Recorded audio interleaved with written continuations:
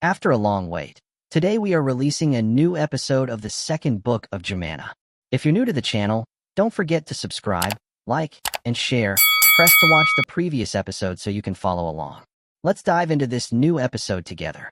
Before Rosanna took them, Sarabi spoke, looking towards Jabbar. You are the ones who abandoned Jamana, not her. Silence, you filthy human, Kaizarin retorted with a swift reaction. I will not be silent, even if I have to pay with death for my words, she retorted stubbornly. Die then, Kaizarin said that with intense anger that revealed her intention to attack. Asif was able to read that intention in the tone of her voice, and knew that she would attack Sarabi. So his left eye turned the color of crimson, and he began to embrace her with both his hands, making them a shield for her in case Kaizarin actually carried out that attack. But before anything could happen, Jabbar intervened, saying, "Let us listen to what this girl has to say." But, sir, Jabbar cut her off before she could finish. It will not hurt us if we listen to her. Then he looked at Sarabi and said, "Come closer, girl, and tell us." Asif interrupted him. "She has a name, Grandpa," he said. "Her name is Sarabi." Jabbar smiled gently, remembering something, then said, "Come closer, Sarabi." She approached the rocky platform as Jabbar had asked. "Tell us why you said that we are the ones who abandoned Jamana, not her. Because you decided to stand against the will of her heart, and whoever stands against the wills of the hearts loses. We did not stand against her, but this is the law of the family. No laws stand before the dominance of love." Then she added, "Love is not something we choose. It is the one who chooses us and imposes itself on us. It is like the rain. Can you stop the rain? Or prevent the rush of water in the river? Can you convince the tree not to bear fruit because the farmer will come in a few days and pick the fruit from its branches?" Sarabi paused a little before speaking until everyone thought that she had finished her speech, but she continued with high confidence as a defense attorney defending her client. Love. Jamana did not have the choice to fall in love. She fell in love, and that was it. For this, I am sorry for what I will say to you now, but it was foolish to put her in front of two paths, either you or love, because it was very obvious that she would choose love, and even if time took her back 1,000 times, she would in every instance choose the same path. Jabbar sent a silent look towards the elders of the family, as if he wanted to tell Sarabi with that look that he was not speaking only as Jabbar, but as the leader who speaks on behalf of everyone. He said, "When I was formerly the king of Ababiil, Tagian, or the Elephant's Fong as he later came to call himself, was then one of my closest associates, considering that he was the only brother of my wife, Tosh." Asif was shocked to hear that information. Jabbar continued, "But Tagian betrayed my trust and was able, through cunning and deceit, to annex the witch village to his side. He was also able to muster for himself a large army of humans, Ifrits, demons, and Marids, calling them the Nightmare Organization. The news reached me from time to time that he was planning a coup against me, but my wife Taj assured me that her brother could not do anything that would harm me or harm the throne of my kingdom. But the days later proved to me that I was mistaken when I believed." Asif asked out of curiosity, "What happened?" Looking at his grandson, he said, "Tagian treacherously defeated the regular army of the kingdom of Ababiil, then landed his forces on the island of the lords and surrounded the king's palace in order to liquidate the emperors. But we resisted him with all our might, and despite this, more than half of our family died in that battle, while the other half was able to escape far away." Jabbar was describing the events coldly, but everyone knew that he was burning inside. He continued, saying, "And after we fled from that massacre, we searched all over Ababiil for a safe place to fortify ourselves in, and we found nothing but a deserted forest located near a small, safe village inhabited by humans called Al-Jasasa. So we decided to take that forest as our place. And in order to ensure that my family members would live there without surprises, I met with Hammam, the sheik of that village, and agreed with him that we would not harm any of the people of his village, in exchange for no one from them to interfere with us in the forest. He agreed to that, but he suggested something to me." "What did he suggest to you?" Asif asked, interested. "He suggested that none of our family members use their special abilities in front of the people of his village so that we would not draw attention to the fact that we were different from them, which might cause Tagian to discover our place of residence later. And so, that forest became our land, and we lived in it for a long time in peace." Jabbar turned towards Sarabi and then addressed her. "But after Jamana decided to marry Bar, the forest became unsafe for us, so we decided to leave it and roam again to search for a new place to stay." Jabbar took a deep breath, then continued, "It is true that we are hunted and threatened with danger, and we live now underground here where there is no sun, no sky, no dignity, and no pride. But at least we live in safety and peace, and we are not prepared to leave this place in order to participate in a war that does not concern us." And at that moment only, Asif felt that he was able to put his finger on the wound. "What if I told you that I would restore the power and position of the emperor's family among the neighboring kingdoms?" He paused for a moment as if he wanted to test the impact of his words on his grandfather, then continued, following up, "What if I told you that I would let you return to live above the surface of the earth, kings like you were before?" "What do you mean?" "King," he said confidently. "King in exchange for your participation in the war with me." Jabbar was astonished by that offer and wondered, "Do you not aspire to be the king of Ababiil in the event of your victory?" "No, my ambition is much bigger than that." "And what is your ambition, boy, if it is not the king of Ababiil?" And here Asif turned towards Sarabi and said in a surprising way, "My ambition is to succeed in making this girl fall in love with me as much as I am drowned in love with her." Sarabi was surprised by that unexpected response and that talk that was out of context completely, and she felt very shy. "What happened to you?" "Nothing, other than I love you." That situation might have served to remind the elders of the family of what happened previously between Jamana and Bar. "Therefore," Jabbar said, interrupting the emotional moment, "let us return to our subject, boy." However, Asif was not paying attention. He was lost in Sarabi. Minister Kaisaran intervened. "Asif!" Then she shouted loudly, "Asif!" And when he turned to her, she said, "Your grandfather Jabbar is talking to you." Asif looked towards his grandfather with embarrassment, and Jabbar returned to the topic. "Even if we ally with you, Tagian will still be far ahead of us. There will be other allies with us." Allies. The tribes of the Ashos. Disturbance returned to spread among the elders of the emperors for the third time. It had been difficult for them to believe that the tribes of the Ashos would participate in the war with him, as it is known about those tribes that they consider themselves uninterested or concerned with everything that happens in Ababiil, although they are geographically located within the borders of the kingdom. Jabbar said, "Are you sure that Princess Ashas will participate in the war with you?" In fact, he was not sure of that matter, but his absolute confidence in the wise man and Iklil was what prompted him to say yes. Jabbar knew that the participation of the tribes of the Ashas would be very beneficial in the battle, and that his grandson might, with a lot of luck, be able to achieve victory. And so, after the two parties agreed that the emperor's family would regain the king in exchange for their alliance with Asif, Jabbar struck the rocky platform with the fist of his huge hand and gave the order to his minister Kaisaran to prepare the winged war horses and prepare the ranks of the army. And as a last step before the spark of war ignited, Asif and Sarabi returned with the she-devil Rosanna to the village of Al-Jassasa in order to see the wise man, Iklil, and Al-Shamali, and inform them that they had succeeded in obtaining the help of the emperors. But when he appeared in the house, he found no one waiting for him, which caused him to be annoyed. "Where are they? They should have been here at this moment." "Shoo," the she-devil Rosanna whispered, placing her hand near her mouth as a sign for Asif to be silent, then closed her eyes and focused all her senses at her ear, and when she made sure of the matter, she opened her eyes and said, "The village." Sarabi asked, "What is it?" "It is teeming with the spies of the elephant's fong. It seems that he has actually learned about the prince's visit to his family and issued an order to arrest him." Then she suggested, looking in the direction of Asif, "Let us go back before someone discovers our presence." "I cannot," he said. "Perhaps our friends are in danger. You must choose, Your Highness, between your friends and returning to your grandfather Jabbar so that you can lead your war yourself." "I will choose the third option," he said, challenging. "What is it?" she asked. And here Sarabi, who knew how he thought, intervened. "He will go to search for them, and when he is finished, he will return to lead his war. You will be in mortal danger if one of those spies." Asif interrupted her. "I cannot leave without my friends even if it costs me canceling the entire mission."